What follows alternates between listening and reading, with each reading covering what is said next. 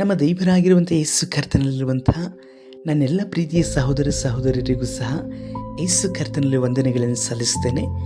ಮತ್ತೊಂದು ದಿನದಲ್ಲಿ ನಾವು ಸಂಜೆಗೊಂದು ಸತ್ಯ ಸಂದೇಶ ಅನ್ನುವಂತಹ ಈ ಸಂಚಿಕೆಯಲ್ಲಿ ಕರ್ತನ ವಾಕ್ಯಗಳನ್ನು ಧ್ಯಾನಿಸಲಿಕ್ಕಾಗಿಯೂ ಆತನ ವಾಕ್ಯಗಳಿಂದ ನಮಗೆ ಸಿಗಲ್ಪಡುವಂತಹ ಆಶೀರ್ವಾದವನ್ನು, ಸಮಾಧಾನವನ್ನು, ಆದರಣೆಯನ್ನು ಹೊಂದಿಕೊಳ್ಳಲಿಕ್ಕೋಸ್ಕರವಾಗಿಯೂ ಕರ್ತನ ನಮ್ಮೆಲ್ಲರನ್ನ ಈ ರೀತಿಯಲ್ಲಿ ಅವರು ಒಂದಾಗಿ ಕೂಡಿ ಬರುವ ಹಾಗೆ ಅನುಗ್ರಹಿಸಿಕೊಟ್ಟಂಥ ಕೃಪೆಗಾಗಿ ನಾನು ದೇವರಿಗೆ ಸ್ತೋತ್ರವನ್ನು ಸಲ್ಲಿಸ್ತೇನೆ.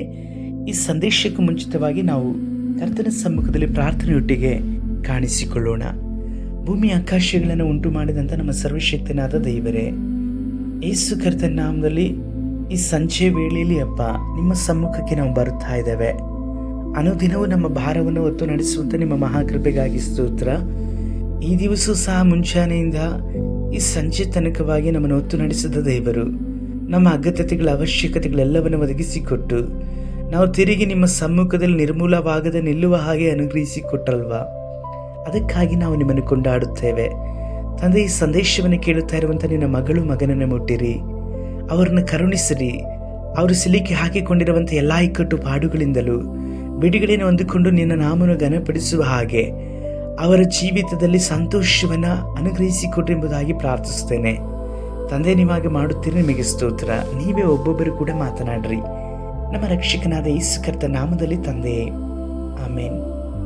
ಕರ್ತನರು ಪ್ರೀತಿ ದೇವ ಜನರೇ, ದೇವರಾಗಿರುವಂಥ ಯೇಸು ಕರ್ತನ ನಾಮದಲ್ಲಿ ನಿಮ್ಮನ್ನು ಈ ಸಂದೇಶದ ಮುಖಾಂತರವಾಗಿ ಕಾಣುವುದಕ್ಕಾಗಿ ದೇವರು ಅನುಗ್ರಹಿಸಿಕೊಟ್ಟಂಥ ಕೃಪೆಗಾಗಿ ನಾನು ಅವರಿಗೆ ಮತ್ತೊಮ್ಮೆ ಸ್ತೋತ್ರಗಳನ್ನು ಸಲ್ಲಿಸ್ತೇನೆ.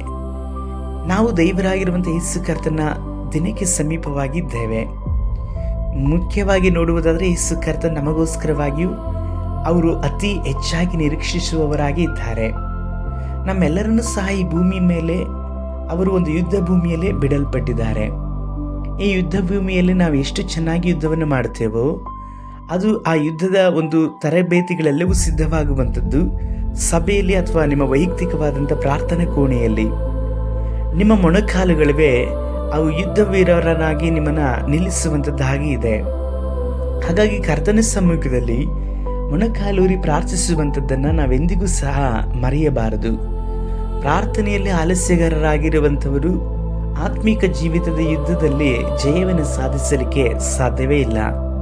ಹಾಗಾಗಿ ಈ ಕಡೆ ದಿನಮಾನಗಳಲ್ಲಿ ನಾವು ಕರ್ತನ ದಿನಕ್ಕೋಸ್ಕರವಾಗಿ ಸಿದ್ಧವಾಗಬೇಕಾಗಿದೆ. ನಾವು ಕರ್ತನನ್ನು ಎದುರು ನೋಡಲಿಕ್ಕೋಸ್ಕರವಾಗಿ ಅನೇಕ ಪಾಡುಗಳನ್ನು ಸಹಿಸಿಕೊಳ್ಳಬೇಕು. ಈಗ ನಾವು ನೋಡುತ್ತಿರುವಂತಹ ಎಲ್ಲ ಸ್ಥಳಗಳಲ್ಲೂ ಸಹ ಎಷ್ಟೋ ವಿಧವಾದ ಹಿಂಸೆಗಳು, ಹೋರಾಟಗಳ ನಡುವೆ ಸಭೆ ಮಾತ್ರವಲ್ಲದೆ ಅನೇಕ ಅನ್ಯರು ಸಹ ಹಿಂಸೆಗಳಿಗೆ ಒಳಗಾಗಿ ಜೀವಿಸುತ್ತಾ ಇದ್ದಾರೆ. ನೋಡುವುದಾದರೆ ಲೋಕದಲ್ಲಿ ಸಮಾಧಾನ ಅನ್ನುವಂಥದ್ದು ಅದು ಮರೆಯಾಗಿ ಹೋಗುತ್ತಾ ಇದೆ. ಈಗ ಲೋಕಕ್ಕೆ ಸಮಾಧಾನವಾಗಿ ಇರುವಂಥದ್ದು ಅಲ್ಪವೇ ಅಲ್ಪ. ಅದು ಯಾವ ನಿಮಿತ್ತವಾಗಿ ಎಂಬುದಾಗಿ ನೋಡುವುದಾದರೆ ಸಭೆಯ ನಿಮಿತ್ತವಾಗಿ. ಹೌದು ಪ್ರಿಯರೇ, ಸಭೆ ಎತ್ತಲ್ಪಡುವ ತನಕವಾಗಿಯೂ ಸಹ ಈ ಲೋಕದಲ್ಲಿ ಸ್ವಲ್ಪವಾದರೂ ಸಮಾಧಾನ ಇರಲ್ಪಡುತ್ತದೆ. ಆದರೆ ಸಭೆ ಎತ್ತಲ್ಪಟ್ಟ ನಂತರದಲ್ಲಿ ಈ ಲೋಕದಲ್ಲಿ ಎಲ್ಲ ಸಮಾಧಾನ ಇಲ್ಲದೇ ಇರುವಂಥದ್ದನ್ನು ನಾವು ಕಾಣಬಹುದು. ಆದರೆ ಮುಖ್ಯವಾಗಿ ನೋಡುವುದಾದರೆ ಸಭೆ ಎನ್ನುವಂಥದ್ದು ನಾವು ಈ ಲೋಕದಲ್ಲಿ ಇರದ ಹಾಗೆ ಕರ್ತನ ಸಮ್ಮುಖದಲ್ಲಿ ಆತನು ಬರೋಣ ಸಮಯದಲ್ಲಿ ನಾವು ಎತ್ತಲ್ಪಡುವುದಕ್ಕೋಸ್ಕರವಾಗಿ ಎಚ್ಚರವಾಗಿದ್ದುಕೊಂಡು ಕರ್ತನಿಗಾಗಿ ಜೀವಿಸಬೇಕು. ಹಾಗಾದರೆ ಎತ್ತಲ್ಪಡಬೇಕಂದ್ರೆ ದೇವರಾದ ಯೇಸು ಕರ್ತ ನಿಮಿತ್ತವಾಗಿ ನಮಗೆ ಬರುವಂಥ ಹೋರಾಟ, ಶೋಧನೆ, ಇಕ್ಕಟ್ಟುಗಳೆಲ್ಲವನ್ನೂ ಸಹ ನಾವು ತಾಳ್ಮೆಯಿಂದ ಸಹಿಸಿಕೊಳ್ಳುವವರಾಗಿ ಇರಬೇಕು. ಯಾಕೋಬನು ಬರೆದ ಪುಸ್ತಕದಲ್ಲಿ 5ನೇ ಅಧ್ಯಾಯ 10ನೇ ವಚನದಲ್ಲಿ ಹೀಗೆ ಹೇಳಲ್ಪಡುತ್ತದೆ: ಬಾಧೆಯನ್ನು ತಾಳ್ಮೆಯಿಂದ ಸಹಿಸಿಕೊಳ್ಳುವ ವಿಷಯದಲ್ಲಿ ಕರ್ತನ ಹೆಸರಿನಿಂದ ಮಾತನಾಡಿದ ಪ್ರವಾದಿಗಳನ್ನು ಮಾದರಿ ಮಾಡಿಕೊಳ್ಳಿರಿ. ತಾಳಿಕೊಂಡಿರುವವರನ್ನು ಧನ್ಯರೆಂದು ಹೇಳುತ್ತೇವಲ್ಲವೇ? ನೀವು ಯೋಬನಲ್ಲಿದ್ದ ತಾಳ್ಮೆ ವಿಷಯವಾಗಿ ಕೇಳಿ, ಕರ್ತನು ಅವನಿಗೆ ಅಂತ್ಯದಲ್ಲಿ ಮಾಡಿದ್ದನ್ನು ನೋಡಿ, ಕರ್ತನು ಕರುಣಾಸಾಗರನು ದಯಾಳುವು ಆಗಿದ್ದಾನೆಂದು ತಿಳಿದಿದ್ದೀರಷ್ಟೇ ಎಂಬುದಾಗಿ ಹೇಳಲ್ಪಡುತ್ತಾರೆ. ಯೋಬನ ಜೀವಿತ ನಮ್ಮೆಲ್ಲರಿಗೂ ಸಹ ಪರಿಚಿತವಾಗಿರುವಂಥದ್ದೇ. ಕರ್ತನಲ್ಲಿ ಅತ್ಯಧಿಕವಾಗಿ ಸಂತೋಷ ಪಡಲ್ಪಟ್ಟಂಥ ದೈವ ಮನುಷ್ಯನಾತ. ದೇವರನ್ನ ಸ್ತುತಿಸುವಂಥ ವಿಷಯದಲ್ಲಿ, ಪ್ರಾರ್ಥನೆ ವಿಷಯದಲ್ಲೂ ಮುಖ್ಯವಾಗಿ ನೋಡುವುದಾದರೆ ದೇವರಿಗೋಸ್ಕರವಾಗಿ ಆತನು ಜೀವಿಸಲ್ಪಟ್ಟ, ಆತನ ಜೀವಿತವೇ ದೇವರಿಗೋಸ್ಕರವಾಗಿ ಇದ್ದಿತು. ಆದ ನಿಮಿತ್ತವಾಗಿ ದೇವರು ಅವನನ್ನು, ಅವನ ಕುಟುಂಬವನ್ನು ಹೇರಾಳವಾಗಿ ಆಶೀರ್ವದಿಸಲ್ಪಟ್ಟರು. ಈ ಆಶೀರ್ವಾದಗಳಲ್ಲಿ ಅವನು ತೃಪ್ತನಾಗಲಿಲ್ಲ. ಬದಲಾಗಿ ಅನುದಿನವೂ ಸಹ ಸುವಾರ್ತೆಗಳಲ್ಲಿ ತನ್ನ ಮಕ್ಕಳನ್ನು ಅನೇಕ ಜನಗಳ ನಡುವೆ ಔತಣವನ್ನು ಮಾಡಿಸುವುದರ ಮುಖಾಂತರವಾಗಿ ದೇವರು ಮಾಡಿದ ಉಪಕಾರಗಳನ್ನು ಅವನ ಮಕ್ಕಳುಗಳೆಲ್ಲರೂ ಸಹ ಸಾಕ್ಷೀಕರಿಸುವವರಾಗಿ ಇದ್ದರು. ಯೋಬನನ್ನು ಯಾರೊಬ್ಬರು ಸಹ ಮುಟ್ಟಲಿಕ್ಕೆ ಸಾಧ್ಯವಾಗಲೇ ಇಲ್ಲ. ಕಾರಣ ಯೋಬನು ದೇವರಲ್ಲಿ ಭಯಭಕ್ತಿ ಉಳ್ಳವನಾದಂಥ ಮನುಷ್ಯ. ಆದುದರಿಂದ ಯಾವ ಕೆಡುಕನು ಯಾವ ಮನುಷ್ಯನು ಸಹ ಯೋಬನನ್ನು ಬಾಧಿಸಲಿಕ್ಕೆ ಸಾಧ್ಯವಾಗಲಿಲ್ಲ. ಆದರೆ ನಿಮ್ಮ ಜೀವಿತದಲ್ಲಿ ನೋಡುವುದಾದರೆ ಅನೇಕರು ಈಗಾಗಲೇ ನಿಮ್ಮನ್ನು ಬಾಧಿಸ್ತಾ ಇದ್ದಾರೆ. ನಿಮ್ಮ ಮನೆಯಲ್ಲಿರುವಂಥವರೇ ನಿಮ್ಮ ಸಂತೋಷಕ್ಕೆ ಅವರು ತಡೆಯಾಗಿದ್ದಾರೆ ಎಂಬುದಾಗಿ ನೋಡುವುದಾದರೆ ನಿಮ್ಮ ಆತ್ಮಿಕ ಜೀವಿತ ಎಷ್ಟರ ಮಟ್ಟಿಗಿದೆ ಎಂಬುದಾಗಿ ಹೇಳಿ ಆಲೋಚಿಸಿಕೊಳ್ಳ್ರಿ. ಕೆಲವೊಂದು ಸಮಯದಲ್ಲಿ ಅಲ್ಪ ಸ್ವಲ್ಪ ಪ್ರಾರ್ಥನೆ ಮಾಡಿ ನಾನು ಪರಿಶುದ್ಧವಾಗಿದ್ದೇನೆ, ನಾನು ಪ್ರಾರ್ಥನೆಯಲ್ಲಿದ್ದೇನೆ, ದೇವರು ನನ್ನ ಪ್ರಾರ್ಥನೆ ಕೇಳುತ್ತಾರೆ ಎಂಬುದಾಗಿ ಹೇಳುವಂಥವರು ಉಂಟು. ಇನ್ನು ಕೆಲವರು ಸಭೆಗೆ ಮಾತ್ರವೇ ಅವರು ನಿಯಮಿತವಾಗಿ ಹೋಗಲ್ಪಡ್ತಾರೆ, ಆದರೆ ಪ್ರಾರ್ಥನೆಗಳೆಲ್ಲದೇ ಇರುವಂಥ ಜೀವಿತವನ್ನು ಜೀವಿಸಲ್ಪಡ್ತಾರೆ. ಆತ್ಮಿಕ ಜೀವಿತ ಅನ್ನುವಂಥದ್ದು ಯೇಸು ಮತ್ತು ನಮಗೆ ಇರುವಂತಹ ಉತ್ತಮವಾದಂಥ ಸಂಬಂಧವಾಗಿರಬೇಕ ವಿನಃ ನಾವು ಯೇಸುವನ್ನು ವಾರಕ್ಕೊಂದು ಮಾತ್ರ ಸಭೆಯಲ್ಲಿ ಕಾಣುವಂಥವರಾಗಿ ಇರಬಾರದು. ಯೇಸು ಹೇಳಿದ್ದಾರೆ, ಯುಗದ ಸಮಾಪ್ತಿಯವರೆಗೆ ಎಲ್ಲ ದಿವಸವೂ ನಿಮ್ಮ ಸಂಗಡವಿರುತ್ತೇನೆ ಎಂಬುದಾಗಿ ಹೇಳಿ. ಹಾಗೆ ಎಲ್ಲ ದಿವಸವೂ ನಮ್ಮ ಸಂಗಡವಿರುವಾತನನ್ನು ನಾವು ದೃಷ್ಟಿಸಲಿಕ್ಕೋಸ್ಕರವಾಗಿ ಎಂದಿಗೂ ಸಹ ಆಲಸ್ಯತನ ಮಾಡಲೇಬಾರದು. ಯೇಸುವನ್ನು ಸಂಧಿಸಲಿಕ್ಕೂ ಆತನ ಸಮಕ್ಷಮದಲ್ಲಿ ನಾವು ನಿಲ್ಲುವುದಕ್ಕೋಸ್ಕರವಾಗಿಯೂ ಮಾಡಬೇಕಾದಂಥ ಕಾರ್ಯ ಪ್ರಾರ್ಥನೆ. ಮಾತ್ರವಲ್ಲದೆ ಆತನಿಗಾಗಿ ನಂಬಿಗಸ್ತರಾಗಿ ಜೀವಿಸುವಂಥದ್ದು, ಆತ ನಮಗೆ ಕೊಡಲ್ಪಟ್ಟಂಥ ಎಲ್ಲ ಆಜ್ಞೆಗಳಲ್ಲಿ ಅತ್ಯಾನಂದ ಪಡುತ್ತಾ ಅವುಗಳನ್ನು ಕೈಗೊಂಡು ನಡೆಯುವಂಥದ್ದು, ಇತರರಿಗೂ ಸಹ ದೇವರ ಆಜ್ಞೆಗಳನ್ನು ಕೈಗೊಂಡು ನಡೆಯುವ ಹಾಗೆ ಪ್ರೋತ್ಸಾಹಿಸುವಂಥದ್ದು, ಇತರರಿಗೋಸ್ಕರವಾಗಿ ಪ್ರಾರ್ಥಿಸುವಂಥದ್ದು, ಇದೆಲ್ಲವೂ ನಮ್ಮ ಮೇಲಿರುವಂತಹ ಭಾರವೇ ಆಗಿದೆ. ಅದನ್ನು ಬಿಟ್ಟು ಇಂದು ಕಷ್ಟ, ಸಾಲ, ಇಕ್ಕಟ್ಟು ಮಾತ್ರವಲ್ಲದೆ ಇತರ ಬಾಧೆಗಳನ್ನು ಹೊತ್ತುಕೊಂಡು ನೀವು ಭಾರದಲ್ಲಿ ಕಷ್ಟವನ್ನು ಪಡುತ್ತಾ ಇದ್ದೀರಾ? ಯೇಸು ಕರ್ತನ 2000 ವರ್ಷಗಳಿಂದ ಇವುಗಳೆಲ್ಲವನ್ನು ಎತ್ತಿಕೊಂಡಿದ್ದಾರೆ. ಆದರೆ ಈಗ ನೀವು ಮಾಡಬೇಕಾಗಿರುವುದು ಒಂದೇ, ಯೇಸು ಕರ್ತನನ್ನು ಸ್ವಂತ ರಕ್ಷಕನಾಗಿ ಅಂಗೀಕರಿಸಿಕೊಂಡಿರುವಂಥ ನೀವು ಆತನ ಹೆಜ್ಜೆ ಜಾಡಿನಲ್ಲಿ ನಡೆಯಬೇಕು. ಯೇಸು ಕರ್ತನ ಹೆಜ್ಜೆ ಜಾಡುಗಳನ್ನು ನೀವು ನೋಡಲಿಕ್ಕೆ ಸಾಧ್ಯವಾ? ಅವರ ಪಾಡುಗಳನ್ನು ನೆನೆಸಿರಿ. ಅವರು ನಿಮ್ಮ ನಿಮಿತ್ತವಾಗಿ, ನಮ್ಮ ಪಾಪಗಳ ನಿಮಿತ್ತವಾಗಿ ಎಷ್ಟೋ ಬಾಧೆಗಳನ್ನು ಅನುಭವಿಸಬೇಕಾಗಿತ್ತು. ಅವರ ಮೈ ಮೇಲೆ ಬಿದ್ದಂಥ ಕೊರಡೆ ಏಟುಗಳು ಅವರಿಗೆ ಹೊಡೆಯಲ್ಪಟ್ಟು ಹಿಂದೆಗೆಯುವಾಗ ಅವರ ಮೈಯ ಚರ್ಮಗಳೇ ಸುಲಿದು ಬರುವ ಹಾಗೆ ಆಗಲ್ಪಟ್ಟಿತು. ಅವರ ಕಾಲುಗಳೆಲ್ಲವೂ ಸಹ ಗಾಯವಾಗಿ ಇತ್ತು. ಅವರ ಹೆಜ್ಜೆ ಇಡಲ್ಪಟ್ಟಂಥ ಎಲ್ಲ ಸ್ಥಳಗಳಲ್ಲೂ ಸಹ ರಕ್ತದ ಕಲೆಗಳು. ಎಷ್ಟು ಹಿಂಸೆ, ಎಷ್ಟು ಬಾಧೆಗಳನ್ನೇ ಕರ್ತನು ಪಡಲ್ಪಟ್ಟರು. ಇದೆಲ್ಲವೂ ಯಾರ ನಿಮಿತ್ತವಾಗಿ ಗೊತ್ತಾ? ನಿನ್ನ ಪಾಪದ ನಿಮಿತ್ತವಾಗಿ. ನಿನಗೋಸ್ಕರವಾಗಿ ಕರ್ತನು ಆಶೀರ್ವಾದ, ನಿನ್ನ ಸಂತೋಷಕ್ಕೋಸ್ಕರವಾಗಿ ಅವರು ಬಾಧೆಗೊಳಪಟ್ಟರು, ಅವರು ದುಃಖವನ್ನು ಪಟ್ಟರು. ಹಾಗಾಗಿ ಕರ್ತನಿಗೋಸ್ಕರವಾಗಿ ಜೀವಿಸುತ್ತಾ ಇರುವಂತಹ ನಿನಗೆ, ನಿನ್ನ ಕುಟುಂಬದ ನಿಮಿತ್ತವಾಗಿ, ಇತರ ನಿಮಿತ್ತವಾಗಿ ಬರುವಂತಹ ಬಾಧೆಗಳನ್ನು ನೀವು ಅವರ ಮುಂದೆವಾಗಿ ಹೋಗಿ ಅವರಿಗೆ ಮುಯ್ಯಿ ತೀರಿಸುವಂಥದ್ದು ಎಷ್ಟು ಸರಿಯಾಗಿ ಇರಲ್ಪಡ್ತದೆ. ಹಾಗೆ ಮಾಡಿದ್ರೆ ನಮಗೂ ದೇವರಿಗೂ ಮಾತ್ರ ನಮಗೂ ಅನ್ಯ ಜನಗಳಿಗೆ ಏನು ವ್ಯತ್ಯಾಸವಿರಲ್ಪಡ್ತದೆ? ಯೇಸು ಕರ್ತನ ಎಲ್ಲ ಬಾಧೆಗಳನ್ನು ಅವರು ಸಹಿಸಿಕೊಂಡ್ರು. ಆತನ ಮಗನಾಗಿರುವಂಥ ನೀವು ಸಹ ಸಹಿಸಿಕೊಳ್ಳ್ರಿ. ತಕ್ಕ ಸಮಯದಲ್ಲಿ ನಿಶ್ಚಯವಾಗಿ ಕರ್ತನ ನಿಮ್ಮನ್ನ ಮೇಲೆತ್ತಲ್ಪಡುತ್ತಾರೆ. ಹಾಗಾಗಿ ಈ ಕಷ್ಟಗಳು, ಈ ಪಾಡುಗಳೆಲ್ಲವೂ ಸಹ ಖಂಡಿತವಾಗ್ಲೂ ಸಹ ಬದಲಾಗಲ್ಪಡ್ತದೆ. ಈ ಕಷ್ಟಗಳಿಂದ ಕರ್ತನು ನಿಮ್ಮನ್ನು ನಿಶ್ಚಯವಾಗಿ ಬಿಡಿಸಲಿಕ್ಕೆ ಶಕ್ತನು. ಯಾಕಂದ್ರೆ ಪರಿಶುದ್ಧ ಗ್ರಂಥದಲ್ಲಿ ಇದೇ ಯಾಕೋಬ 1:12 ಹೇಳಲ್ಪಡ್ತಾರೆ, ಕಷ್ಟವನ್ನ ಸಹಿಸಿಕೊಳ್ಳುವವನು ಧನ್ಯನು, ಅವನು ಪರಿಶೋಧಿತನಾದ ಮೇಲೆ ಜೀವವೆಂಬ ಜಯಮಾಲೆಯನ್ನು ಹೊಂದುವನು, ಸ್ವಾಮಿಯು ತನ್ನನ್ನು ಪ್ರೀತಿಸುವವರಿಗೆ ಇದನ್ನು ವಾಗ್ದಾನ ಮಾಡಿದ್ದಾನೆಂಬುದಾಗಿ ಹೇಳಲ್ಪಡ್ತಾರೆ. ಕೆಲವೊಂದು ಕಷ್ಟಗಳು ಸಹ ನಮಗೆ ವಾಗ್ದಾನವಾಗಿ ಕೊಡಲ್ಪಡುತ್ತದೆ. ಆ ಕಷ್ಟಗಳನ್ನು ದಾಟಿದ ನಂತರದಲ್ಲಿ ನಮಗೆ ಸುದಿನಗಳು ಮಾತ್ರವಲ್ಲದೆ ಕರ್ತನ ಅನುಗ್ರಹಿಸಲ್ಪಟ್ಟಂತಹ ಜೀವದ ವಾಗ್ದಾನಗಳನ್ನು ನಾವು ಹೊಂದಿಕೊಳ್ಳುವವರಾಗಿ ಇದ್ದೇವೆ. ಕಷ್ಟಗಳು ಎಂದಿಗೂ ಸಹ ಶಾಶ್ವತವಾಗಿ ನಿಮ್ಮ ಜೀವಿತದಲ್ಲಿ ಇರೋದಿಲ್ಲ. ಆದರೆ ಜೀವದ ವಾಗ್ದಾನ, ಶಾಶ್ವತವಾದಂಥ ಜೀವ, ಶಾಶ್ವತವಾದ ಸಂತೋಷವು ನಿಮ್ಮ ಜೀವಿತದಲ್ಲಿ ಇರುವಂಥದ್ದಾಗೇ ಇದೆ. ಈ ಲೋಕದಲ್ಲಿ ಈ ಕಷ್ಟ ಪಾಡುಗಳೆಲ್ಲವನ್ನು ಸಹಿಸಿಕೊಳ್ಳುವುದಕ್ಕೆ ಎಂದಿಗೂ ಸಹ ನೀವು ಬೆನ್ನನ್ನು ತೋರಿಸಬೇಡ್ರಿ.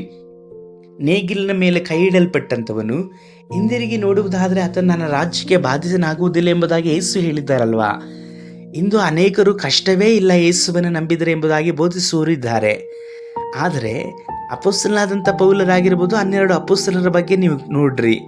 ಅವರೆಲ್ಲರೂ ಕಷ್ಟ ಪಾಡುಗಳು ಹಿಂಸೆಗಳನ್ನು ಸಹಿಸಿಕೊಂಡು ಅವರು ರಕ್ತಸಾಕ್ಷಿಯಾಗಿ ಸಾಯಲ್ಪಟ್ಟರು. ಮುಖ್ಯವಾಗಿ ನೋಡುವುದಾದರೆ ಯೇಸುವಿನ ಮೇಲೆ ನಂಬಿಕೆ ಇಡುವಂಥ ನಮ್ಮೆಲ್ಲರಿಗೂ ಸಹ ಒಂದಲ್ಲ ಒಂದು ವಿಧವಾದಂಥ ಪಾಡು ಇದ್ದೇ ಇರಲ್ಪಡ್ತದೆ. ಅದು ಈ ಲೋಕದ ನಿಮಿತ್ತವಾಗಿ ಆಗಿರ್ಬೋದು, ಇತರ ನಿಮಿತ್ತವಾಗಿ ಆಗಿರ್ಬೋದು, ಸೈತಾನ್ ನಿಮಿತ್ತವಾಗಿ ಆಗಿರ್ಬೋದು, ಅಥವಾ ನಮ್ಮ ಪಾಪದಲ್ಲಿಯೇ ನಾವು ರಹಸ್ಯ ಪಾಪಗಳಲ್ಲಿ ಇರುವಾಗಲೂ ಸಹ ಕೆಲವೊಂದು ಕಷ್ಟಗಳಿಗೂ ಬಾಧೆಗಳಿಗೂ ರೋಗಕ್ಕೂ ಒಳಗಾಗಲ್ಪಡಬಹುದು. ಹಾಗಾಗಿ ಕೆಲವೊಂದು ಕಷ್ಟಗಳು ಕರ್ತನ ನಿಮಿತ್ತವಾಗಿ ಬರುವಂಥದ್ದಾಗಿ ಇದೆ. ಮುಂಚಿತವಾಗಿ ಹೇಳಲ್ಪಟ್ಟ ಪ್ರಕಾರವಾಗಿ ಈಗ ನಮ್ಮನ್ನು ದೇವರಾಗಿರುವಂಥ ಕರ್ತನ ಯುದ್ಧ ಭೂಮಿಯಲ್ಲಿ ಬಿಡಲ್ಪಟ್ಟಿದ್ದಾರೆ. ಈ ಯುದ್ಧವನ್ನು ನಾವು ಜಯಿಸಬೇಕಾದರೆ ಮೊಣಕಾಲುಗಳು ಸ್ಥಿರವಾಗಿ ಇರಬೇಕು. ನಿಮ್ಮ ಜೋಲು ಬಿದ್ದ ಕೈಗಳನ್ನು ಬಲಪಡಿಸ್ರಿ. ನಡುಗುವಂಥ ಮೊಣಕಾಲುಗಳಿಗೆ ಕರ್ತನ ರಕ್ತವನ್ನು ಆಧಾರ ಮಾಡಿಕೊಳ್ಳ್ರಿ. ಯೇಸು ಕರ್ತನು ತಾನು ಹಿಡಿದುಕೊಡಲ್ಪಡುವಂತಹ ರಾತ್ರಿಯ ವೇಳೆಯಲ್ಲೂ ಸಹ ಬೆಟ್ಟದಲ್ಲಿ ಹೋಗಿ ಅವರ ರಕ್ತವು ಸುರಿಯುವ ಹಾಗೆ ಬೆವರನ್ನು ಸುರಿಸುತ್ತಾ ಪ್ರಾರ್ಥನೆ ಮಾಡಲ್ಪಟ್ಟರು ಎಂಬುದಾಗಿ ನಾವು ನೋಡುತ್ತೇವೆ. ಹೌದು, ಹಿಡಿಯಲ್ಪಡುವಂತಹ ರಾತ್ರಿಯ ವೇಳೆಯಲ್ಲೂ ಸಹ ಅವರು ಪ್ರಾರ್ಥನೆಯನ್ನ ಎಂದಿಗೂ ಸಹ ಅವರು ಮಾಡದೇ ಇರುವವರಾಗಿ ಇರಲಿಲ್ಲ. ಪ್ರಾರ್ಥನೆ ಯೇಸು ಕರ್ತನ ಉಸಿರಾಗಿ ಇತ್ತು. ಯಾಕಂದರೆ ಪ್ರಾರ್ಥನೆ ಮಾಡುವಂಥ ಎಲ್ಲ ಸಮಯದಲ್ಲೂ ತಂದೆಯವರ ಬಳಿಯಲ್ಲಿ ಆಲೋಚನೆಯನ್ನು ಹೇಳಿಕೊಡುವವರಾಗಿದ್ದರು.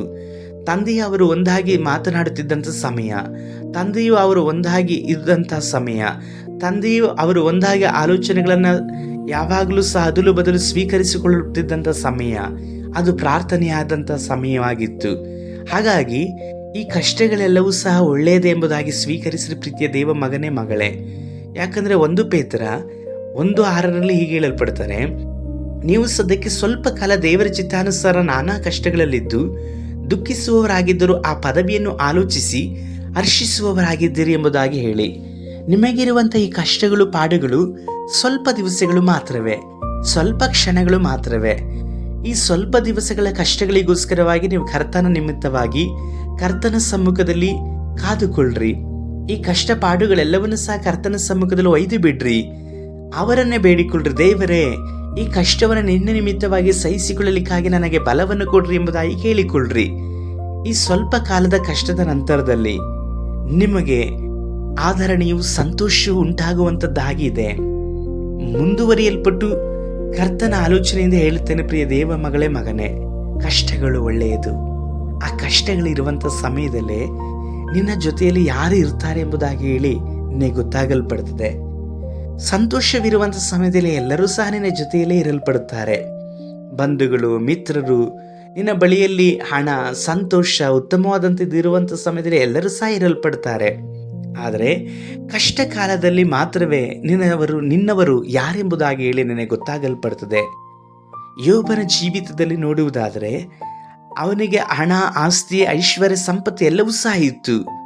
ಅನುದಿನವೂ ಸಹ ಅವನು ಒಂದೊಂದು ಪಟ್ಟಣಗಳು, ಒಂದೊಂದು ಪ್ರಾಂತ್ಯಗಳಿಗೆ ತನ್ನ ಮಕ್ಕಳನ್ನು ಕಳುಹಿಸಲ್ಪಟ್ಟು ದಾನ ಧರ್ಮಗಳನ್ನು ಮಾತ್ರವಲ್ಲದೆ ಅನೇಕರಿಗೆ ಊಟೋಪಚಾರಗಳನ್ನು ಮಾಡಿಸುತ್ತಾ ಇದ್ದನು. ಅನೇಕರು ಅವನ ಮನೆಯ ಬಳಿಯಲ್ಲಿ ಬಂದು ಸಹಾಯಕ್ಕೋಸ್ಕರವಾಗಿ ಕೇಳಿರಬಹುದು. ಅನೇಕರ ಕಾರ್ಯಗಳಿಗೋಸ್ಕರವಾಗಿ ಯೋಬನು ಅವನ ಮಕ್ಕಳು ಸಹಾಯವನ್ನು ಮಾಡಿರಬಹುದು. ಅನೇಕರ ಕಷ್ಟಗಳಿಗೆ ಅವರು ಸಹಾಯವನ್ನು ಮಾಡಿರಬಹುದು. ಅನೇಕರಿಗೆ ಅವರ ಹಣ ಸಹಾಯವನ್ನು ಮಾಡಿರಬಹುದು. ಅನೇಕರ ವಿವಾಹ ಕಾರ್ಯಗಳಿಗೋಸ್ಕರವಾಗಿ ಅವರು ಸಹಾಯವನ್ನು ಮಾಡಿರಬಹುದು. ಕೆಲವರು ಕಷ್ಟಪಾಡುಗಳು, ಸಾಲಗಳನ್ನು ಸಹ ಅವರು ತೀರಿಸಿರಬಹುದು. ಇದೆಲ್ಲವನ್ನು ಸಹ ಯೋಬನು ಮಾಡಿಯೇ ಇರುತ್ತಾರೆ. ಯಾಕೆಂಬುದಾಗಿ ನೋಡುವುದಾದರೆ ಅವರು ಒಂದೊಂದು ಪ್ರಾಂತ್ಯಗಳಿಗೂ ಒಂದೊಂದು ಮನೆಗಳಿಗೂ ಸಹ ಹೋಗಿ ತನ್ನ ಮಕ್ಕಳನ್ನು ಕಳುಹಿಸಲ್ಪಟ್ಟು ಅವರು ಔತಣವನ್ನು ಸಿದ್ಧಪಡಿಸ್ತಾ ಇದ್ದರು. ಇವೆಲ್ಲವೂ ಸಹ ಪರಿಚಿತವಾದಂಥವರಿಗೆ ಮಾತ್ರವಲ್ಲದೆ ಅಪರಿಚಿತರಿಗೂ ಸಹ ಯೋಬರು ಮಾಡಲ್ಪಡುತ್ತಾ ಇದ್ದರು. ಈಗ ಯೋಬನ ಮನೆಯಲ್ಲಿ ನೋಡುವುದಾದರೆ ಸೈತಾನನ ಕಣ್ಣುಗಳು ಯೋಬನ ಮನೆಯ ಮೇಲೆ ಬಿದ್ದು ಬಿಟ್ಟಿತು. ಆದರೆ ಯೋಬನನ್ನಾಗಲಿ ಅವನ ಮನೆಯವರನ್ನಾಗಲಿ ಬಾಧಿಸಲಿಕ್ಕೆ ಅವನಿಗೆ ಅಧಿಕಾರವೇ ಸಿಗಲಿಲ್ಲ. ಈ ಸಮಯದಲ್ಲಿ ಅವನು ದೇವರ ಬಳಿಯಲ್ಲಿ ಹೋಗಲ್ಪಡ್ತಾನೆ. ದೇವರ ಬಳಿಯಲ್ಲಿ ಹೋಗಿ ಲಾಭ ನಷ್ಟಗಳ ವಿಷಯದಲ್ಲಿ ಮಾತನಾಡುತ್ತಾನೆ. ಇಂದು ಅನೇಕ ಆತ್ಮಿಕ ಜೀವಿತದಲ್ಲಿ ಲಾಭ ನಷ್ಟಗಳಿಂದಾಗಿ ಅನೇಕರು ದೇವರನ್ನು ಬಿಟ್ಟು ಹೋಗಿದ್ದಾರೆ. ದೇವರ ಆಶೀರ್ವಾದಗಳನ್ನು ಹೊಂದದೇ ಇರುವಂತಹವರು ಅನೇಕರು ಲಾಭ ನಷ್ಟಗಳಿಂದಾಗಿ ಹೊಂದದೇ ಇದ್ದವರಾಗಿ ಇದ್ದಾರೆ. ದೇವರಿಗೆ ಕೊಡುವಂಥ ವಿಷಯದಲ್ಲಿ ಅದು ಸಮಯವಾಗಿರ್ಬೋದು, ಹಣವಾಗಿರ್ಬೋದು, ಪ್ರಾರ್ಥನೆ ಆಗಿರ್ಬೋದು, ಸೇವೆ ಆಗಿರ್ಬೋದು, ಯಾವುದೇ ಆಗಿರ್ಬೋದು, ದೇವರಿಗೆ ಕೊಡುವಂಥ ವಿಷಯದಲ್ಲಿ ಎಂದಿಗೂ ಸಹ ನೀವು ಮಂದಮತಿಗಳಾಗಿ ಇರಬೇಡ್ರಿ. ಕರ್ತನಿಗೆ ಅತ್ಯಾಸಕ್ತಿಯಿಂದ ಬಿತ್ತಿರಿ. ಕರ್ತನ ಸಮ್ಮುಖದಲ್ಲಿ ಅತ್ಯಾಸಕ್ತಿಯಿಂದ ಕಾದುಕೊಳ್ಳ್ರಿ. ಸಭೆಯಾಗಿ ಕೂಡುವಂಥ ವಿಷಯದಲ್ಲೂ ಸಹ ಸಭೆ ಪ್ರಾರಂಭವಾಗೋದಕ್ಕಿಂತ ಮುಂಚಿತವಾಗಿ ಕರ್ತನ ಸಮ್ಮುಖದಲ್ಲಿ ಕೂತುಕೊಳ್ಳ್ರಿ. ಯಾಕಂದರೆ ಆತನ ಸಮ್ಮುಖದಲ್ಲಿ ಕಳೆಯಲ್ಪಟ್ಟಂಥ ಯಾವ ಸಮಯವೂ ಸಹ ಅದು ವ್ಯರ್ಥವಾಗಿ ಹೋಗುವುದಿಲ್ಲ, ಬದಲಾಗಿ ನಿಮಗೆ ಶುಭವಾಗಿ ಇರಲ್ಪಡುತ್ತದೆ. ಯೋಬನ ಜೀವಿತದಲ್ಲಿ ನೋಡುವುದಾದರೆ, ಈಗ ಸೈತಾನನ ದೇವರ ಬಳಿಯಲ್ಲಿ ಲಾಭ ನಷ್ಟದ ಲೆಕ್ಕಾಚಾರವನ್ನು ಇಡಲ್ಪಟ್ಟ. ಯೋಬನು ನಿಮ್ಮ ಮೇಲೆ ಇಟ್ಟಿರುವಂತಹ ಭಯ, ಭಕ್ತಿ, ಈ ಯಥಾರ್ಥ ಜೀವಿತಗಳೆಲ್ಲವೂ ಸಹ ಲಾಭದಿಂದಾಗಿ ಇಡಲ್ಪಟ್ಟಿದ್ದಾನೆ. ನೀವು ಅವನನ್ನು ಆಶೀರ್ವದಿಸ್ತಾ ಇದ್ದೀರಿ, ಅವನ ಆಶೀರ್ವಾದದ ಮೇಲೆ ಆಶೀರ್ವಾದವನ್ನು ಹೊಂದಿಕೊಳ್ಳುತ್ತಾ ಇದ್ದಾನೆ. ಆದುದರಿಂದಲೇ ಅವನು ನಿಮ್ಮ ಮೇಲೆ ಭರವಸೆ ಇಟ್ಟವನಾಗಿದ್ದಾನೆ, ಯಥಾರ್ಥವಾಗಿದ್ದಾನೆ, ನಂಬಿಗಸ್ತನಾಗಿ ಭಯಭಕ್ತಿ ಉಳ್ಳವನಾಗಿದ್ದಾನೆ. ಯಾಕಂದ್ರೆ ಅವನಿಗೆ ಬೇಕಾದದ್ದು ಎಲ್ಲ ಉಂಟು. ಹಣ ಉಂಟು, ಆಸ್ತಿ ಉಂಟು, ಐಶ್ವರ್ಯ ಉಂಟು, ಎಲ್ಲವೂ ಸಹ ಉಂಟು. ಆದರೆ ಈ ಹಣ, ಆಸ್ತಿ, ಐಶ್ವರ್ಯಗಳನ್ನು ತೆಗೆದು ಬಿಡ್ರಿ, ನಿಶ್ಚಯವಾಗಿ ಅವನು ನಿಮ್ಮನ್ನು ದೂಷಿಸಲ್ಪಡುತ್ತಾನೆ ಎಂಬುದಾಗಿ ಹೇಳಿ ದೇವರ ಬಳಿಯಲ್ಲಿ ಯೋಬನ ವಿಷಯವಾಗಿ ಅವನು ಮಾತನಾಡಲ್ಪಡ್ತಾನೆ. ಈಗ ದೇವರ ಅಪ್ಪಣೆಯನ್ನು ತೆಗೆದುಕೊಂಡು ಬಂದು ಯೋಬನನ್ನು, ಅವನ ಕುಟುಂಬವನ್ನು ಬಾಧಿಸಲಿಕ್ಕೋಸ್ಕರವಾಗಿ ಅವನು ಸಿದ್ಧವಾಗ್ತಾ ಇದ್ದಾನೆ. ಈಗ ನೀವು ಆಲೋಚನೆ ಮಾಡ್ರಿ, ಕೆಲವೊಂದು ಕಷ್ಟಪಾಡುಗಳು ನೀವು ಏನು ತಪ್ಪನ್ನೇ ಮಾಡದೇ ಇರುವುದಾದ್ರೂ ಬರುವುದಾದರೆ ಅದು ಒಂದನ್ನು ತಿಳಿದುಕೊಳ್ಳ್ರಿ, ಆ ಕಷ್ಟಗಳು ನಿನ್ನನ್ನು ನಾಶ ಮಾಡಲಿಕ್ಕೋಸ್ಕರವಾಗಿ ಬರ್ತಾ ಇಲ್ಲ. ಬದಲಾಗಿ ನಿನ್ನನ್ನು ಇನ್ನೂ ಸಹ ಕರ್ತನಿಗೆ ಸಮೀಪವಾಗಿಯೂ, ಇನ್ನೂ ಸಹ ಕರ್ತನಲ್ಲಿ ಆಶೀರ್ವಾದವನ್ನು ಹೊಂದಿಕೊಳ್ಳುವ ಹಾಗೆಯೂ, ಇನ್ನೂ ಸಹ ಕರ್ತನಿಗೆ ಸಾಕ್ಷಿಯಾಗಿ ಜೀವಿಸಿಕೊಳ್ಳಲಿಕ್ಕೋಸ್ಕರವಾಗಿ ಆ ಕಷ್ಟ ಬಾಧೆಗಳಿಗೆ ಕರ್ತನ ಅನುಮತಿಸಲ್ಪಟ್ಟಿರ್ತಾರೆ.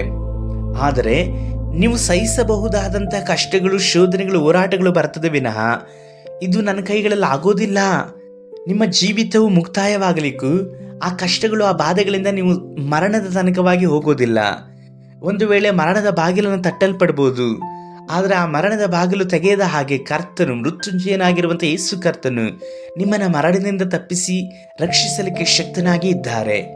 ಆದುದರಿಂದ ಕೆಲವು ಕಷ್ಟಗಳನ್ನು ಕರ್ತನ ಸಮ್ಮುಖದಲ್ಲಿ ಪ್ರಾರ್ಥನೆಗೋಸ್ಕರವಾಗಿ ಸ್ವೀಕರಿಸ್ರಿ. ಏನೂ ಕಷ್ಟವಿಲ್ಲ, ಯಾವ ಕೊರತೆಗಳು ಇಲ್ಲ, ಹೇಗೆ ಪ್ರಾರ್ಥನೆ ಮಾಡ್ತೀರಿ? ಕೆಲವೊಂದು ಕಷ್ಟಪಾಡುಗಳು, ಕೊರತೆಗಳಿದ್ದಂಥ ಸಮಯದಲ್ಲಿ ಅನೇಕರು ಹೆಚ್ಚು ಸಮಯವನ್ನು ಪ್ರಾರ್ಥನೆ ಮಾಡ್ತಾರೆ. ಯಾಕಂದ್ರೆ ಅವರ ಅವಶ್ಯಕತೆಗಳು, ಅಗತ್ಯಗಳು ಹೆಚ್ಚಾಗಿರುತ್ತದೆ. ಆ ನಿಮಿತ್ತವಾಗಿ ಕೇವಲ ಕರ್ತನ ಬಳಿಯಲ್ಲಿ ಬಂದು ಯೇಸು ಕರ್ತನ ಬಳಿಯಲ್ಲಿ ಅದನ್ನ ಕೊಡಿ, ಇದನ್ನ ಕೊಡ್ರಿ ಎಂಬುದಾಗಿ ಇಲ್ಲಿ ಪ್ರಾರ್ಥಿಸಬೇಡ್ರಿ. ಬದಲಾಗಿ ನಿಮ್ಮ ಸುತ್ತಮುತ್ತಲು ಅನೇಕ ಜನಗಳು ನಾಶವಾಗ್ತಾ ಹೋಗ್ತಾ ಇದ್ದಾರೆ. ನಿಮಗಿಂತಲೂ ಸಹ ಬಾಧೆ ಪಡುತ್ತಾ ಇರುವಂಥವರು, ಕಷ್ಟಪಡುತ್ತಾ ಇರುವಂಥವರು, ಅನಾರೋಗ್ಯದಲ್ಲಿ ಬಳಲುತ್ತಾ ಇರುವಂಥವರು, ಯಾವ ಅಗತ್ಯತೆಗಳು ಇಲ್ಲದೇ ಇರುವಂಥವರು, ಕೊರತೆಯಲ್ಲಿ ಇರುವಂಥವರು ನಿಮಗಿಂತಲೂ ಸಹ ಈ ಲೋಕದಲ್ಲಿ ಎಷ್ಟೋ ಮಂದಿ ಇದ್ದಾರೆ. ಅವರಿಗೋಸ್ಕರವಾಗಿ ಪ್ರಾರ್ಥಿಸೋದಕ್ಕೋಸ್ಕರವಾಗಿ ಕರ್ತನ ಸಮ್ಮುಖದಲ್ಲಿ ಕಾದುಕೊಳ್ಳ್ರಿ, ಮೌನಕಾಲನ ಊರ್ರಿ. ನಿಮಗಿರುವಂಥ ಈ ಕಷ್ಟ ಪಾಡುಗಳನ್ನು ಖಂಡಿತವಾಗಲೂ ಕರ್ತನು ತಪ್ಪಿಸುವವರಾಗಿ ಇದ್ದಾರೆ. ಆದರೆ ಈ ಕಷ್ಟ ಪಾಡುಗಳು ನಿಮ್ಮನ್ನ ಮರಣದೆಡೆಗೆ ತೆಗೆದುಕೊಂಡು ಹೋಗುವುದಿಲ್ಲ. ಮರಣದ ಬಾಗಿಲುಗಳು ನಿಮಗೆ ತೆಗೆಯಲ್ಪಡುವುದಿಲ್ಲ. ನಿಶ್ಚಯವಾಗಿ ಯಥಾರ್ಥವಾಗಿ ಜೀವಿಸ್ರಿ, ಕರ್ತನು ನಿಮ್ಮನ್ನು ತಪ್ಪಿಸಲ್ಪಡ್ತಾರೆ. ಈ ಕಷ್ಟಗಳು ನಿಮಗೆ ಮೇಲನ್ನು ಉಂಟು ಮಾಡುತ್ತದೆ. ಈ ಕಷ್ಟಗಳಿಂದಾಗಿ ನೀವು ಪರಿಶುದ್ಧತೆಗಳನ್ನ ಜೀವಿಸಲಿಕ್ಕಾಗಿ ನೀವು ಯಾವಾಗಲೂ ಅಭ್ಯಾಸವನ್ನು ಮಾಡುವವರಾಗಿರ್ತೀರ. ಚಿನ್ನವನ್ನು ಎಷ್ಟೇ ಪುಟಕ್ಕೆ ಕುಲುಮೆ ಹಾಕಲ್ಪಟ್ಟು ಬೆಂಕಿಯಲ್ಲಿ ಶೋಧಿಸಿದ್ರೂ ಸಹ ಅದು ಎಂದಿಗೂ ಸಹ ಕಪ್ಪಾಗಿ ಉಳಿಕೊಳ್ಳುವುದಿಲ್ಲ. ಇಷ್ಟು ಶೋಧಿಸಲ್ಪಟ್ಟು ಸಹ ಅದು ಒಳೆಯಲ್ಪಡುತ್ತದೆ. ನಿಮ್ಮ ಆತ್ಮಿಕ ಜೀವಿತವನ್ನು ಸಹ ಕರ್ತನು ಅದೇ ರೀತಿಯಲ್ಲಿ ಶೋಧಿಸಲಿಕ್ಕೋಸ್ಕರವಾಗಿಯೂ, ನೀವು ಕರ್ತನಿಗೆ ಇನ್ನೂ ಪ್ರಕಾಶವನ್ನು ಕೊಡಲಿಕ್ಕೋಸ್ಕರವಾಗಿಯೂ, ಲೋಕದಲ್ಲಿರುವಂತಹ ಜನಗಳಿಗೆ ನೀವು ಕರ್ತನ ಬೆಲೆ ಉಳ್ಳವರಾಗಿ ಮಾಡುವುದಕ್ಕೋಸ್ಕರವಾಗಿ ಕರ್ತನಿಗೆ ಕೆಲವೊಂದು ಪಾಡುಗಳನ್ನು ಅನುಮತಿಸಲ್ಪಡುತ್ತಾರೆ. ಇನ್ನು ಕೆಲವು ಪಾಡುಗಳು ನಿಮ್ಮ ಪಾಪದ ನಿಮಿತ್ತವಾಗಿ ಬಂದಿರಲ್ಪಡುತ್ತದೆ. ದೇವರಿಗೆ ಅವಿಧೇಯರಾಗುವಂಥದ್ದು, ದೇವರ ಚಿತ್ತಕ್ಕೆ ವಿರುದ್ಧವಾಗಿ ಜೀವಿಸುವಂಥದ್ದು, ದೇವರ ನಾಮಕ್ಕೆ ವಿರುದ್ಧವಾಗಿ ಬದುಕುವಂಥದ್ದು, ಅಯೋಗ್ಯ ಕಾರ್ಯಗಳಿಗೋಸ್ಕರವಾಗಿ ಯೇಸು ಕರ್ತನ ನಾಮವನ್ನು ಎತ್ತಿ ಜೀವಿಸುವಂಥದ್ದು, ಇದೆಲ್ಲವೂ ಸಹ ನಿಮ್ಮ ಕಷ್ಟಗಳು, ನಿಮ್ಮ ಪಾಡುಗಳಿಗೆ ಮಾರ್ಗವಾಗಿರಲ್ಪಡ್ತದೆ. ಯಾಕಂದ್ರೆ ಯೇಸು ಹೇಳಿದ್ದಾರೆ, ಮನುಷ್ಯನ್ ತಾನು ಏನನ್ನು ಬಿತ್ತಲ್ಪಡ್ತಾರೋ ಅದನ್ನು ಖಂಡಿತವಾಗಲೂ ಕುಯ್ಯಲ್ಪಡ್ತಾನೆ ಎಂಬುದಾಗಿ ಹೇಳಿ. ಹಾಗಾಗಿ ನಿಮ್ಮ ಜೀವಿತದಲ್ಲಿ ನೀವು ಮಾಡಿದಂಥ ತಪ್ಪುಗಳು, ಪಾಪಗಳು, ಮೋಸ, ಅನ್ಯಾಯ ಇವುಗಳೆಲ್ಲದರ ನಿಮಿತ್ತವಾಗಿ ಬಂದಂಥ ಕಷ್ಟಗಳಿಗೆ ನೀವು ದೇವರನ್ನು ದೂರ ಮಾಡಬೇಡ್ರಿ.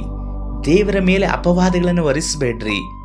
ದೇವರು ಅನ್ಯಾಯಕ್ಕೇನು ಕಾರಣನ ಅಲ್ಲವೇ ಅಲ್ಲ, ಆತನು ನ್ಯಾಯವನ್ನೇ ಸ್ಥಾಪಿಸುವಂಥ ದೇವರಾಗಿ ಇದ್ದಾರೆ. ಆದುದರಿಂದ ಈ ಕಷ್ಟಗಳಲ್ಲಿ ಕರ್ತನ ಸಮ್ಮುಖವನ್ನ ನೀವು ಬಯಸ್ರಿ. ಕರ್ತನ ಸಮ್ಮುಖವನ್ನು ಬಯಸಿ ಪ್ರಿಯ ದೇವರ ಮಗನೇ, ಮಗಳೇ, ನಿಶ್ಚಯವಾಗಿ ಈ ಕಷ್ಟಾನುಭವಗಳನ್ನ ಕರ್ತನು ಬಿಡುಗಡೆ ಮಾಡುವವರಾಗಿ ಇದ್ದಾರೆ.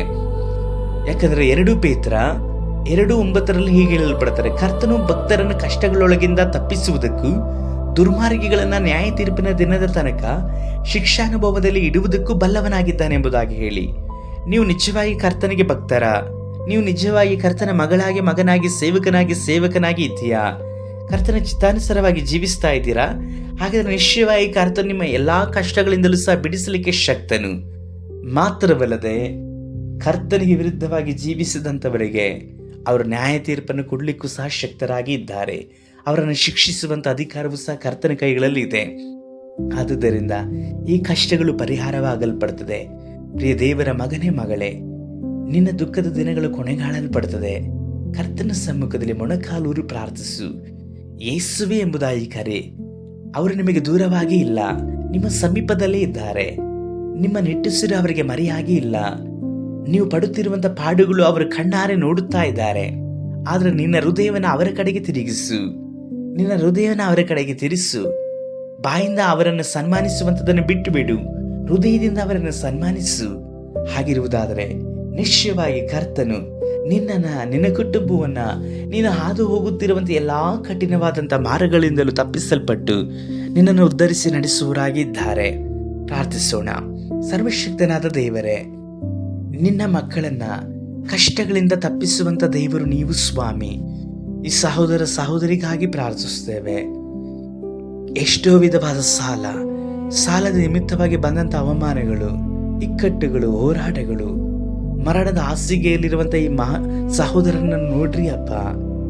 ಕರ್ತನೆ, ಕೈಕಾಲುಗಳಲ್ಲಿ ಬಲವಿಲ್ಲದೆ ಇರುವಂಥ ಇವರನ್ನು ನೋಡ್ರಿ ಕರ್ತನೆ. ಇವರ ಜೀವಿತದಲ್ಲಿರುವಂಥ ಕಣ್ಣೀರು ಕಷ್ಟಗಳನ್ನ ಬದಲಾಯಿಸ್ರಿ ಅಪ್ಪ. ಒಂದು ಕಾಲದಲ್ಲಿ ಸುಖ ಸಂತೋಷದಿಂದ ಜೀವಿಸಲ್ಪಟ್ಟಂಥವರು, ಒಂದು ಕಾಲ ನಿಮ್ಮ ಆಜ್ಞೆಗಳ ಅನುಸಾರವಾಗಿ ಜೀವಿಸಲ್ಪಟ್ಟಂಥವರು, ಇವರು ಎಷ್ಟೋ ಪಾಡುಗಳು, ಎಷ್ಟೋ ಬಾಧೆಗಳಲ್ಲಿ ಈಗ ಇದ್ದಾರೆ ಅಪ್ಪ. ಇವರ ಇಕ್ಕಟ್ಟಿನ ಪರಿಸ್ಥಿತಿಗಳೆಲ್ಲದರಿಂದಲೂ ಸಹ ನೀವು ಬಿಡುಗಡೆ ಕೊಟ್ಟು ನಡೆಸ್ರಿ ಕರ್ತನೆ. ನೀವು ಹಾಗೆ ಮಾಡುತ್ತೀರಿ ಎಂಬುದಾಗಿ ನಾನು ನಂಬುತ್ತೇನೆ. ನಿಮಗೆ ಸ್ತೋತ್ರ.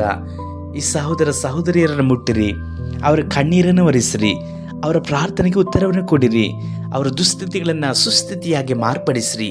ನಮ್ಮ ರಕ್ಷಕನಾದ ಯೇಸು ಕರ್ತನ ನಾಮದಲ್ಲಿ ತಂದೆಯೇ, ಆಮೇನ್. ಕರ್ತನಲ್ಲೂ ಪ್ರೀತಿ ದೇವಚಂದ್ರೆ, ಈ ಸಂದೇಶ ನಿಮಗೆ ಆಶೀರ್ವಾದಕರವಾಗಿರುತ್ತದೆ ಎಂಬುದಾಗಿ ನಂಬುತ್ತೇನೆ. ಹೌದು, ಕಷ್ಟಗಳು ಒಳ್ಳೆಯದೇ ಆಗಿರುತ್ತದೆ. ಆ ಕಷ್ಟಗಳಿಂದಾಗಿ ದೇವರ ಮಾರ್ಗಗಳನ್ನು, ದೇವರ ಪ್ರೀತಿಯನ್ನು ನೀವು ಹೊಂದಿಕೊಂಡು ಜೀವಿಸಲಿಕ್ಕೆ ಸಾಧ್ಯವಾಗುತ್ತದೆ. ಸತ್ಯವೇದದಲ್ಲಿ ನಾವು ಅನೇಕ ಸೇವಕರನ್ನ, ಪ್ರವಾದಿಗಳನ್ನು ನೋಡಿದ್ದೇವಲ್ವಾ. ಅವರು ಕಷ್ಟಪಾಡುಗಳನ್ನು ಅನುಭವಿಸಿಯೇ ಕರ್ತನಿಂದ ಕೀರ್ತಿಯನ್ನು ಹೊಂದಿಕೊಂಡರು, ಉತ್ತಮವಾದ ಹೆಸರನ್ನು ಹೊಂದಿಕೊಂಡರು. ನಿಮ್ಮ ಜೀವಿತದಲ್ಲಿರುವಂಥ ಈ ಕಷ್ಟ ಹೋರಾಟಗಳು ನಿಮ್ಮನ್ನು ನಾಶ ಮಾಡಲಿಕ್ಕಾಗಿಯೋ ಮುಕ್ತಾಯ ಮಾಡಲಿಕ್ಕಾಗಲ್ಲ. ಇವು ಪ್ರಾರಂಭವಾಗಲ್ಪಡ್ತದೆ. ಅದಕ್ಕೋಸ್ಕರವಾಗಿ ಕರ್ತನ ಸಮ್ಮುಖದಲ್ಲಿ ಮೊಣಕಾಲೂರಿ ಪ್ರಾರ್ಥನೆ ಮಾಡಿರಿ. ಕರ್ತ ನಿಮ್ಮನ್ನು ಆಶೀರ್ವಾದ ಮಾಡಲಿ. ನಿಮ್ಮ ಯಾವುದೇ ಪ್ರಾರ್ಥನೆ ಮನವಿಗಳಿರುವುದಾದರೆ ನಮ್ಮೊಡನೆ ಹಂಚಿಕೊಳ್ಳ್ರಿ. ನಾವು ನಿಶ್ಚಯವಾಗಿ ನಿಮಗೋಸ್ಕರವಾಗಿ ಪ್ರಾರ್ಥಿಸ್ತೇವೆ. ಮಾತ್ರವಲ್ಲದೆ ನಮಗೋಸ್ಕರವಾಗಿ ನೀವು ಪ್ರಾರ್ಥಿಸಬಹುದು. ಈ ಸೇವೆಯನ್ನು ನಾವು ಯಥಾರ್ಥವಾಗಿ ಮಾಡುವುದಕ್ಕಾಗಿಯೂ, ನಾವು ಮಾತ್ರವಲ್ಲದೆ ಈ ಸೇವೆಗಾಗಿ ಬೇಕಾದಂಥ ಎಲ್ಲ ಅಗತ್ಯತೆಗಳಿಗೋಸ್ಕರವಾಗಿ ಪ್ರಾರ್ಥನೆ ಮಾಡಿರಿ. ನಮ್ಮ ಎಲ್ಲ ಸಂದೇಶಗಳು ನಿಮಗೆ ಆಶೀರ್ವಾದಕರವಾಗಿರುತ್ತದೆ ಎಂಬುದಾಗಿ ನಾನು ನಂಬುತ್ತೇನೆ. ಪ್ರತಿದಿನ ಮುಂಚಾನೆ ವೇಳೆಯಲ್ಲೂ ಸಹ 2-3 ನಿಮಿಷಗಳ ಸಂದೇಶವಿರಲ್ಪಡ್ತದೆ. ಕರ್ತ ನಿಮ್ಮ ಜೊತೆಯಲ್ಲಿ ಮಾತನಾಡುವಂಥದ್ದನ್ನು ಧ್ಯಾನಿಸಲ್ಪಟ್ಟವರಾಗಿಯೂ ನೀವು ಕರ್ತನಿಗೆ ಕೃತಜ್ಞತೆಯನ್ನು ಸಲ್ಲಿಸಬಹುದು. ನಮ್ಮ ಎಲ್ಲ ಸಂದೇಶಗಳು ನಿಮಗೆ ಬರಬೇಕೆಂಬುದಾಗಿ ನೋಡುವುದಾದರೆ ನೀವು ನಮ್ಮ ಚಾನೆಲ್ಗೆ ಸಬ್ಸ್ಕ್ರೈಬ್ ಆಗುವಂಥದ್ದನ್ನು ಮರೆಯಬೇಡ್ರಿ. ಇತರ ದೇವರ ಮಕ್ಕಳು, ದೇವರ ಸೇವಕರುಗಳಿಗೆ ಈ ಸಂದೇಶವನ್ನು ಕಳುಹಿಸಲ್ಪಟ್ರಿ. ಈ ನಿಮಿತ್ತವಾಗಿ ಅವರು ನಿಮ್ಮ ಮುಖಾಂತರವಾಗಿ ಕರ್ತನ ಆಶೀರ್ವಾದವನ್ನು ಹೊಂದಿಕೊಳ್ಳಲಿ. ದೇವರಾಗಿರುವಂಥ ಯೇಸು ಕರ್ತನ ಬರೋಣ ತಡವಾಗುವುದಾದರೆ ನಾವು ಮತ್ತೊಂದು ದಿನದಲ್ಲಿ ವಾರಕ್ಕೊಂದು ಮಿಷನರಿ ಚರಿತ್ರೆಯಲ್ಲಿ ಕಾಣಿಸಿಕೊಳ್ಳೋಣ. ಕರ್ತನ ನಿಮ್ಮನ್ನು ಆಶೀರ್ವಾದ ಮಾಡಲಿ. ಶುಭ ಸಂಜೆ.